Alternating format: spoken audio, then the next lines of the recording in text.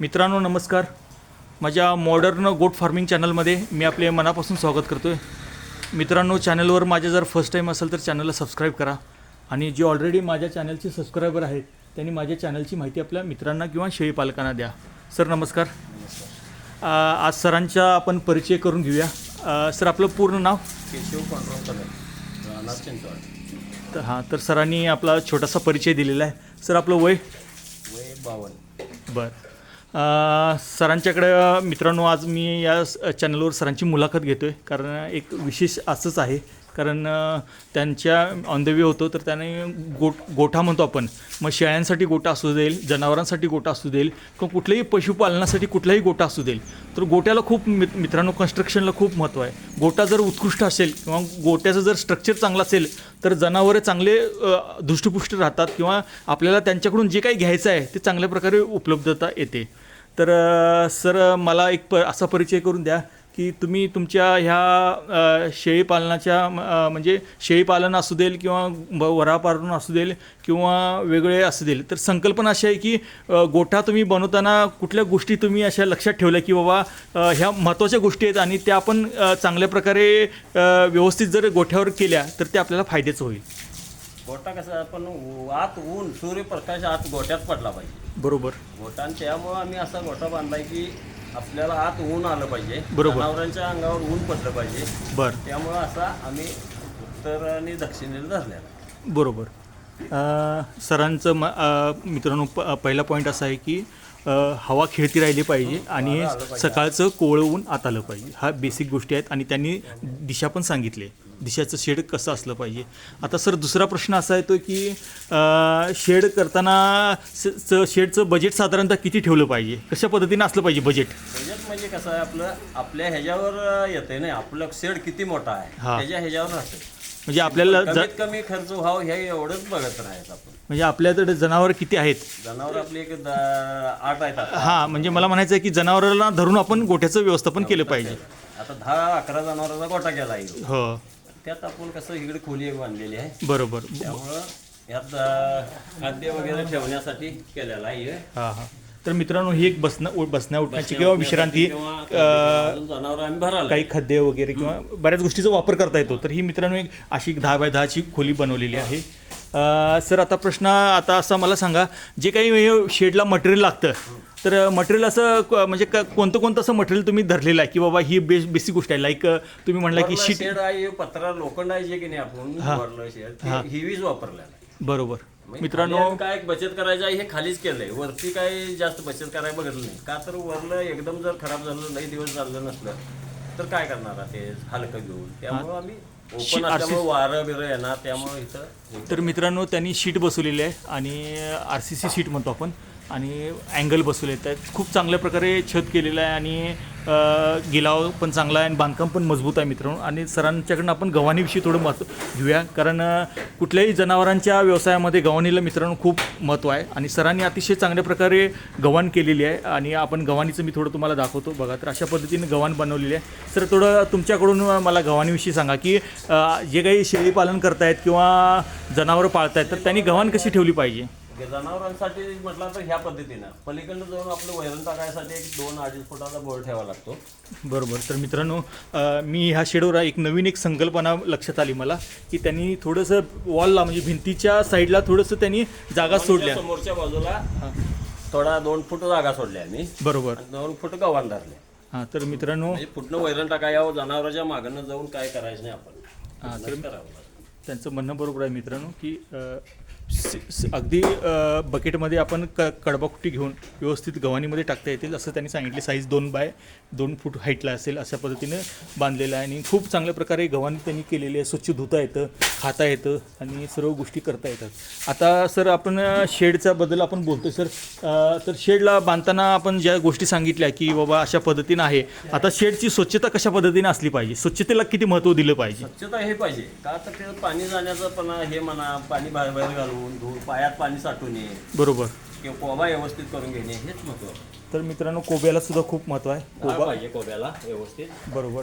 तर हे वैरण त्यांनी आणलेलं आहे, जी काडी गवत म्हणतो, आणि हे त्यांचं ऊसाचं हत्ती गवत आहे. तर अशा पद्धतीने आणि इथं पाण्याची स्टोरेज आहे.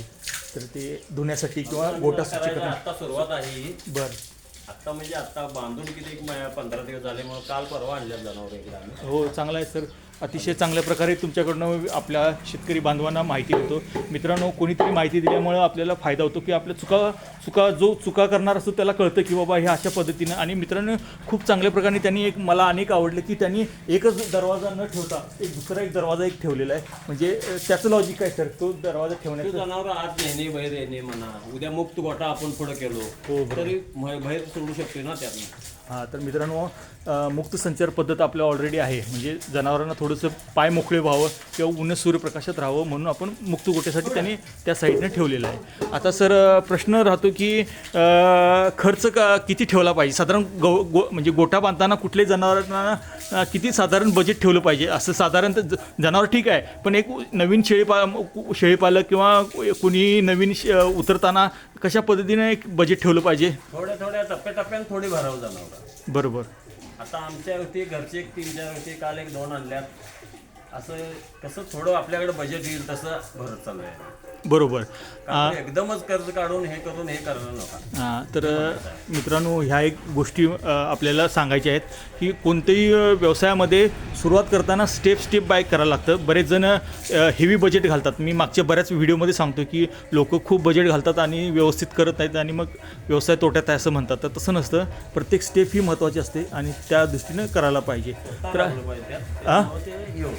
तर मित्रांनो, अशा पद्धतीनं त्यांचं सर्व गोष्टी आहेत आणि आपण त्यांना त्यांच्या या अशा पद्धतीच्या गोठ्याला आपल्याला संकल्पना चांगली आवडलेली आहे आणि ही माहिती आपल्या सर्व शेळीपालकांना किंवा जनावरांना चांगल्या प्रकारे माहिती होईल.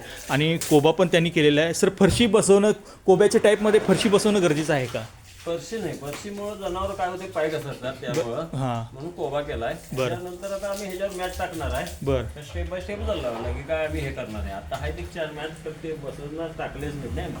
बरोबर. तर मित्रांनो, गोट्याविषयी आपण समजून घेतलेलं आहे आणि त्यांच्या महत्त्वाच्या सर्व गोष्टी म्हणजे दरवाजे किंवा एंट्रन्स म्हटलं, गव्हाण कशी असावी, वरचं रूप कसं हवं, बजेट कसं असावं आणि नवीन सर जे येणार आहे जनावरांना त्यांना तुम्ही काय सांगाल की कशा पद्धतीनं सुरुवात आणि शेवट म्हणजे विक्री हे सगळ्या गोष्टी कशा घडवून आणल्या पाहिजेत? बघून घरगुती जाऊन जनावर बघून खरेदी करावं. बरोबर.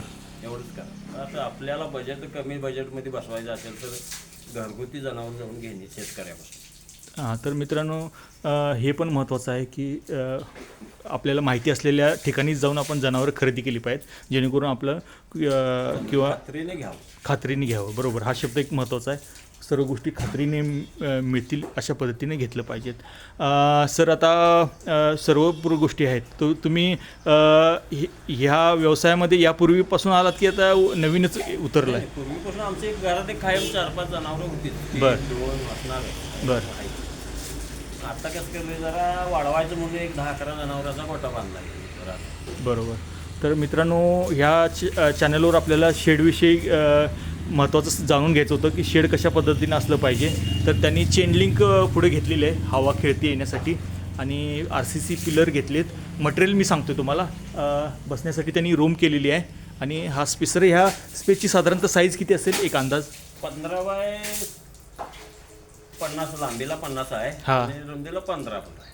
बरोबर. म्हणजे रुंदीला 15 फूट आहे आणि नसल्यामुळे आम्ही एक फूटभर कमी केलेला आहे. 1.5 फूट पाहिजे होतं अजून थोडंसं. बरं. त्यामुळे आम्ही काय केलं, हाय या बजेटमध्ये बसावं म्हणून थोडं कमी धरलं, 1 फूट 2 फूट. बरोबर आहे. म्हणजे सरांचं म्हणणं आहे की त्या पद्धतीने त्यांनी केलेलं आहे. म्हणजे शेडचं साईज आपण सांगितली, गव्हाण झालं, पाण्याचं व्यवस्थापन झालं, दरवाजा झालं आणि जागा कशी निवडावी शेडला निवडताना ही असंच की आपण आपल्या गोट्यात सूर्यप्रकाश कसा येतो ह्याच्यावर बांधावं. हां, सरांचं म्हणणं अनेक मित्रांनो आहे की सरांचा फायदा असा आहे की रोड टच आहे जागा.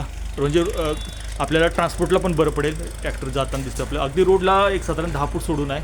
म्हणजे आपल्याला ट्रान्सपोर्टला सुटेबल होईल. तर मित्रांनो, हे अशा पद्धतीनं आपल्याला सर्व गोष्टी माहिती करून घेतलेल्या आहेत आपण. तर मित्रांनो, माहिती आवडली असेल तर व्हिडिओला लाईक करा, शेअर करा आणि सबस्क्राईब करा.